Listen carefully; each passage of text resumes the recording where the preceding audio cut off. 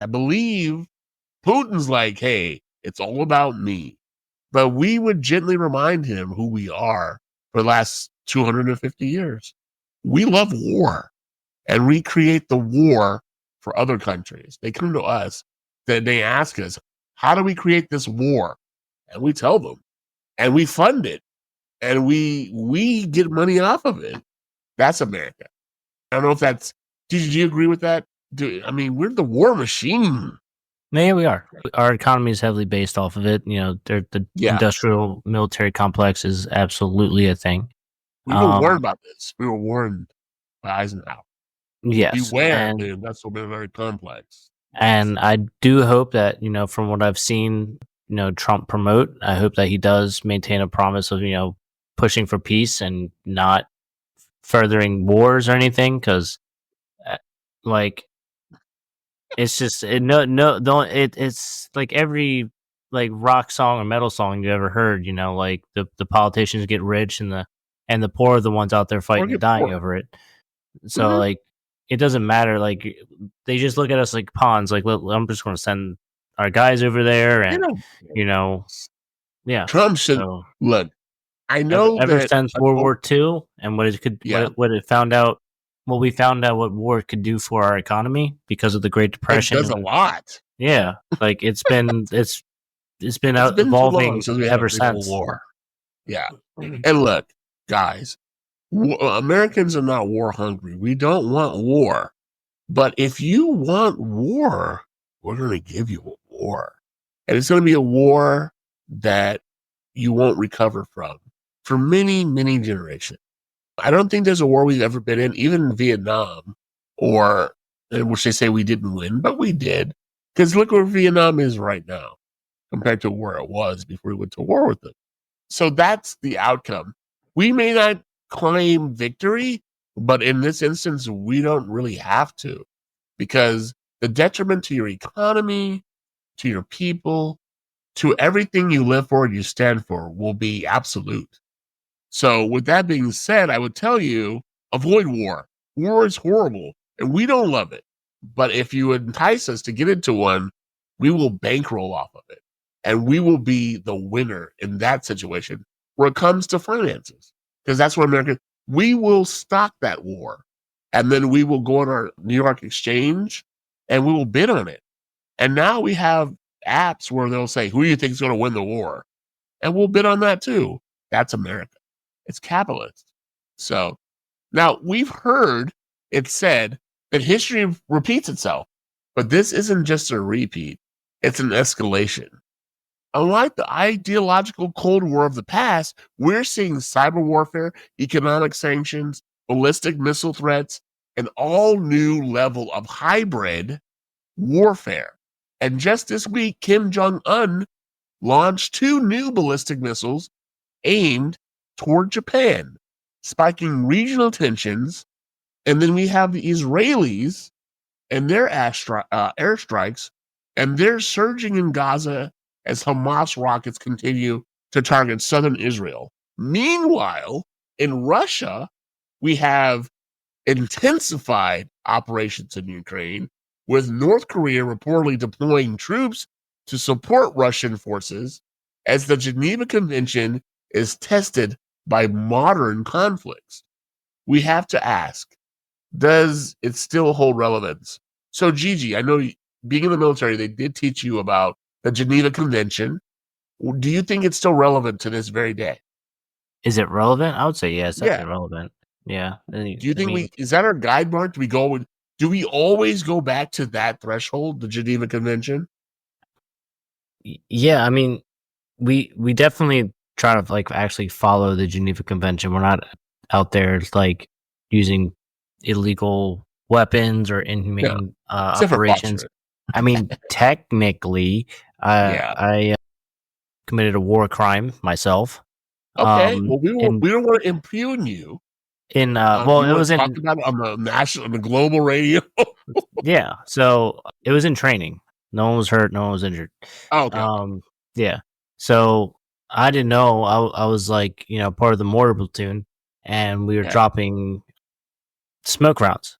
So we would drop it, and the smoke is phosphorus. So Ew. yeah, so if you drop an HE round in with inside of like a smoke cluster, Right. it'll ignite the smoke and turn into a giant Yeah. fireball, like a disco Right. inferno, baby. It's Flame just on. right now. So it's called a shake and bake. So I did that on accident, but the thing is, like, I was told to drop the rounds. I was just, doing what I was told. So like, Right. I was just the vessel that the war crime was committed through. But again, it was just in training. Nobody was injured. It was Yeah, just, you won't go to a military tribunal and be like, they told me to do it. They're like, okay, buddy, you know how this works. Yeah. I didn't even know. Like I dropped the HE round, and they were like, huh. I was like, what? And there was like, you just technically committed a war crime. It's like, Yeah. what I do? And then that's when they explained to me. I didn't know beforehand. I was like, okay, I'll drop fire mission, Yeah. drop the HE round. Okay, say less. Here goes around. Are there women and children? Are there civilians? This is a war. There's a lot of rules to war on our side. And we, as Americans, American soldiers, try to follow the rules as perceived by the charters, the Geneva Convention, NATO realization, the United Nations, all that stuff. We won't go to war with you and cheat. We want to win the fair. We want to win right, the fair way. We don't do that extra shit. But when you figured out you almost committed, or that you probably did in training, commit a war crime, what did you feel? Like, what happened? What was the situation like? They say, hey, buddy, you can't. Like while I was in Afghanistan, Yeah, I mean, it just wasn't tolerated. yeah, If you even shot off your flare to warn somebody that you were about to fire, you better had a damn good explanation. You know what I mean? Like yeah. that's just how my command was. I can't speak for every command out there. That's just how my command was. Okay.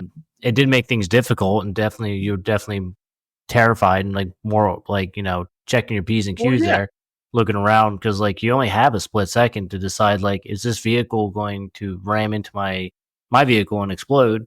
So I gotta pop a pin flare to warn it because it's quite often that the sun could just be in their eyes and they just don't yeah. see our So don't see brown it. trucks in the brown sand. So Yeah.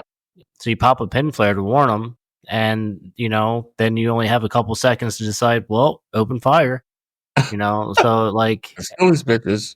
Yeah. it's terrible and it's terrifying, and like nobody wants to be the one that accidentally guns down like a family you just blatantly could not see you, and Yeah. you pop the pin flare and the sun's in their eyes, they can't even see the flare. Like Right. nobody wants to be in that situation, But gunning it does those people happen down. often, though. It happens often. I wouldn't say it happens often, Well, but I mean, if we're talking about, look, situations like that happen in war just in general. You know, Gaza is going through it right now with Israel. Although Israelis are not American troops, they still should follow the same rules of engagement that we do under the Geneva Convention, and they're not. It's well, genocide over there. yeah, I can't really speak for them. I can only speak for the Marines I served Of with. course, I wouldn't ask you to. You're right. Yeah, but Mhm. no, that it just wasn't tolerated. Like Yeah, I remember getting in conversation, people yelling at me, like like random activists back home in America who's never stepped foot outside the states, condemning me, being like, you're a rapist and blah blah blah blah. Like yeah. first and foremost, I have 4 children. yesterday, It's not rape. yesterday I helped build like we didn't help, but we provided security for them like to build schools and I think a hospital or something like that. Like we were out there providing security so that these things get done without Taliban or like interference. Right? Like No. Yeah. no, we didn't even look at the women. We weren't allowed to. We were I given mean, they are pretty classes. women, though. Yeah, like we were given like strict classes on like what to do and what not to do. We are Mhm. taught to be very respectful because the mission is not necessarily to fight the Taliban. It's to win the hearts and the minds of the people so that they stop joining the Taliban, so that they help us find the Taliban, so that they give us the information we need because that's what's going to beat the Taliban. So Oh yeah. that's it blows like in reality, again, my brothers and everything, we weren't really. I don't think we actually committed a single like war crime. Like we didn't kill a single. Well, that's amazing because Yeah, we didn't it kill a does single happen. There are civilian. people who go across the grain. You know that. Yeah. But I mean, if we talk about